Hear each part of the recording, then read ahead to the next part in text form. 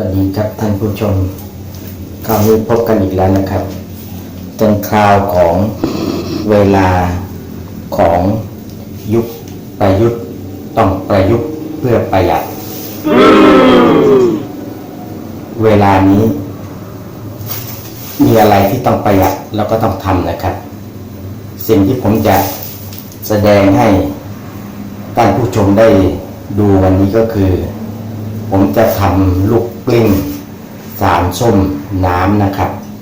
สิ่งที่เห็นอยู่บนโต๊ะตอนนี้ก็มีค้อนขวดโรลออนเก่าๆ2 ขวดนะครับที่ใช้หมดแล้วก็สารส้มนะครับ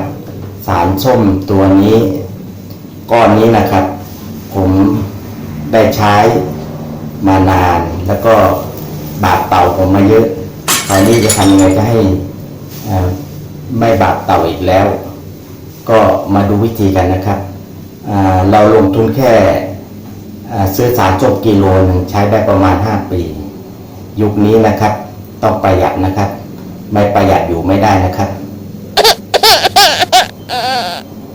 เดี๋ยวเริ่มมาดูกันเลยนะครับที่ขั้นตอนสำคัญก็คือการจะทำยังไงจะเอาสารส้มให้เข้าไปอยู่ในขวดให้ได้จะเอามีดมาแงะฝาขวดนะครับให้ดูนะครับนี่นะครับ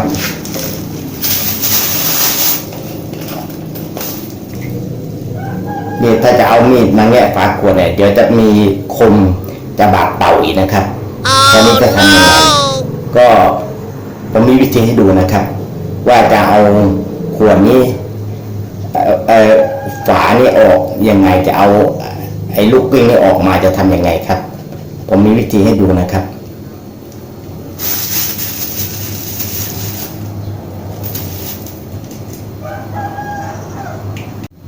ตอนนี้ถึงขั้นตอน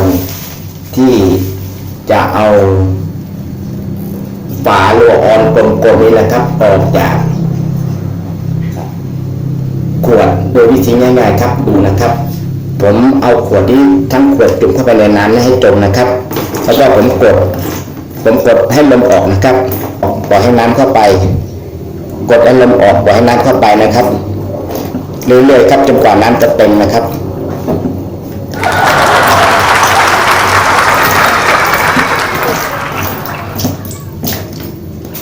ลมออกน้ำเข้าไปครับคราวนี้น้ำเต็มแล้วนะครับผมกดอีกทีให้ดูนะครับเห็นไหมกดออกง่ายๆนะครับ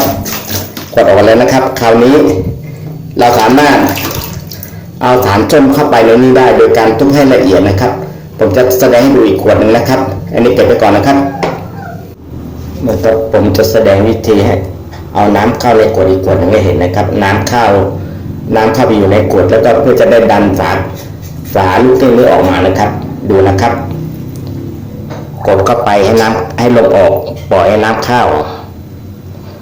กดให้ลมออกนะครับปล่อยให้น้ำเข้าปกติลมเนี่ยจะลอยไปในที่สูงอยู่แล้วนะครับจะลอยน้ำอยู่แล้วนะครับกดให้ลมออกปล่อยน้ำก็จะเข้าแทนที่ลมนะครับกดให้ลมออกน้ำเข้ากดให้ลมออกปล่อยน้ำเข้ากดให้ลมออกปล่อยให้น้ำเข้ากดให้ลมออกปล่อยให้น้ำเข้าเต็มเลยนะครับทีนี้ผมจะใช้แรงหน่อยนึงนะครับออกแล้วนะครับเห็นไหมครับแต่ต้องใช้แรงนิดนึงคุณผู้หญิงอาจจะต้องใช้แรงคุณผู้ชายนะครับนี่นะครับคราวนี้เราก็สามารถที่จะทุบสารส้มให้ละเอียดแล้วใส่เข้าไปในนี้นะครับเดี๋ยวค่อยดูขั้นตอนต่อไปนะครับผมจะสารส้มใส่ไปในถุงก่อนนะครับใส่สัก2-3 ถุงเพื่อจะได้ไม่ให้ถุงขาดนะครับนี่นะครับใส่เข้าไปแล้วก็ทุบให้ละเอียดเลยนะครับ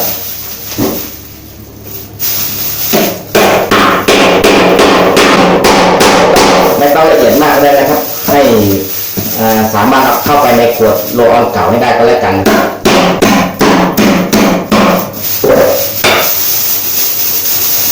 ตอนนี้มาดูกันว่าละเอียดยังครับก็มีละเอียดบ้างไม่ละเอียดบ้างนะครับ ก็เราจะเพิ่มละเอียดเข้าไปในขวด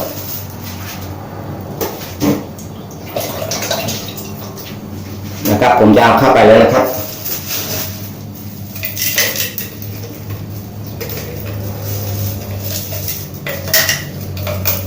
ใหญ่หน่อยเล็กเลยถ้าใส่เข้าไปได้ก็โอเค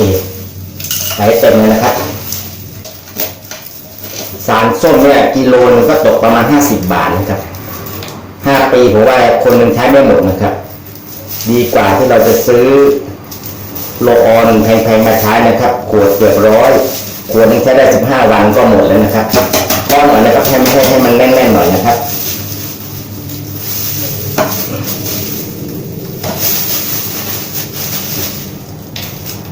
ก้อนนี้ก็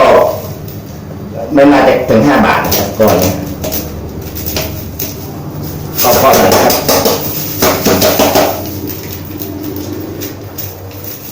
แต่อย่าให้เลยคอนี้นะครับเพราะว่านี่เราต้องใส่ตัวฝากลมๆเข้าไปนะครับนี่นะครับเดี๋ยวผมจะใส่ให้ดูอีกขวดหนึ่งนะครับนี่ถ้าใหญ่นะถ้าใส่ได้ก็ใส่เข้าไปนี่ก็ร้อยเล็กนิดนึงนี่ใส่ได้ก็ใส่เข้าไปเลย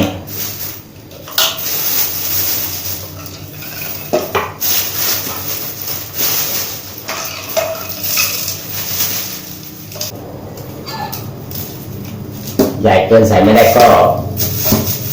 คนทุกหน่อยนี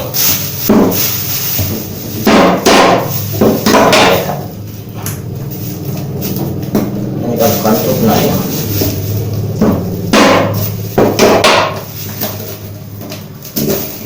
ได้เลยครับ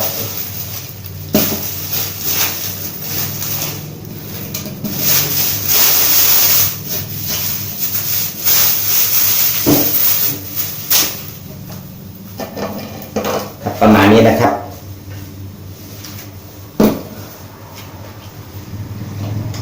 คราวนี้ผมขวดหนึ่งผมจะเอาน้ำใส่เข้าไปนะครับน้ำใส่เข้าไปนะครับ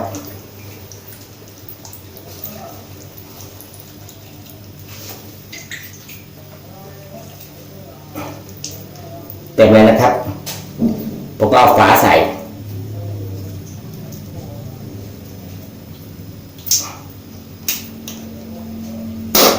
ได้เลยครับคราวนี้เขย่าได้เลยไอตัวสารส้มก็จะผสมกับน้ำเอามาต้มกับเตาของเราได้เลยนะครับจะไม่มีกลิ่นนะครับแล้วก็จะไม่บาดเตาด้วยนะครับเป็นวิธีง่ายๆที่เราไม่ได้คิดกันขวดก็เป็นขวดเก่านะครับสารส้มก็กิโลประมาณ50 บาทใช้ได้5 ปีประหยัดมากครับตามนโยบายของท่านประยุทธ์นะครับประยุทธ์ต้องประยุทธ์เพื่อประหยัดนะครับเมื่ออยู่ไม่ได้นะครับจนเครียดนี่นะครับได้ผลนะครับส่วนขวดนี้ผมจะไม่ใส่น้ำเข้าไปนะครับเพื่อเอาไว้แสดงว่าเวลาน้ำเวลาเราใช้นานๆเนี่ยน้ำก็จะหมดในขณะที่สารต้มยังอยู่ข้างในนี้คราวนี้เราจะทำยังไงถึงจะให้น้ำเข้าไปอยู่ข้างในได้อีกทีนึงก็ผมจะแสดงว่าถ้าเกิดเราขวดนี้นะครับเราใช้น้ำหมดไปแล้วเราปิ้งจนหมดก่อนปิ้งก็ให้เขย่าก่อนมันจะได้ผสมระหว่างสารส้มกับน้ำนะครับเสร็จพอเราเขย่าเสร็จพอเราใช้หมดนะครับน้ำแห้งนะครับสัก10 กว่าวันก็น้ำแห้งแล้วนะครับแล้วก็แต่ว่าสารส้มยังเหลืออยู่ในนี้นะครับจะทำยังไงจะให้น้ำเข้าไปมาดูกันนะครับว่าจะให้น้ำเข้าไปทำยังไงครับหลังจากที่เราใช้สักพักหนึ่งจนน้ำแห้งนะครับจะทำไงให้น้ำเข้าไปให้ผสมเข้าไปอยู่ข้างในขวดนะครับก็วิธีเดิมนะครับจุ่มน้ำนะครับจุ่มน้ำเสร็จนะครับแล้วก็กดให้ลมออกปล่อยให้น้ำเข้ากดให้ลมออกปล่อยให้น้ำเข้าเพราะโดยปกติลมเนี่ยจะลอยเหนือน้ำอยู่แล้วนะครับกดให้ลมออกปล่อยให้น้ำเข้ากดให้ลมออกปล่อยให้น้ำเข้ากดให้ลมออกเต็มแล้วนะครับเต็มแล้วนะครับคราวนี้ เราสามารถไปใช้ต่อได้อีกนะฮะจนกว่าฐานต้นพวกนี้จะหมดผมคิดว่าใส่ครั้งหนึ่งเนี่ยประมาณ2-3 เดือนถึงจะหมดนะครับไอตัวฐานต้นนะครับแต่น้ำนี่ประมาณ10 วันจะหมดพอน้ำหมดแล้วก็มาทำวิธีนี้นะครับปล่อยกดให้ระบบแล้วปล่อยน้ำเข้านะครับไปใช้ได้อีกนะครับประหยัดมากครับดับเลยนะครับยุคท่านประยุทธ์ต้องประยุทธ์เพื่อประหยัดไม่งั้นอยู่ไม่ได้นะครับงานก็หายากนะครับก็ต้องช่วยตัวเองนะครับ สวัสดีครับถ้าท่านคิดว่าช่องนี้พอมีประโยชน์กับชีวิตท่านบ้างก็กรุณากดติดตามได้เลยนะครับ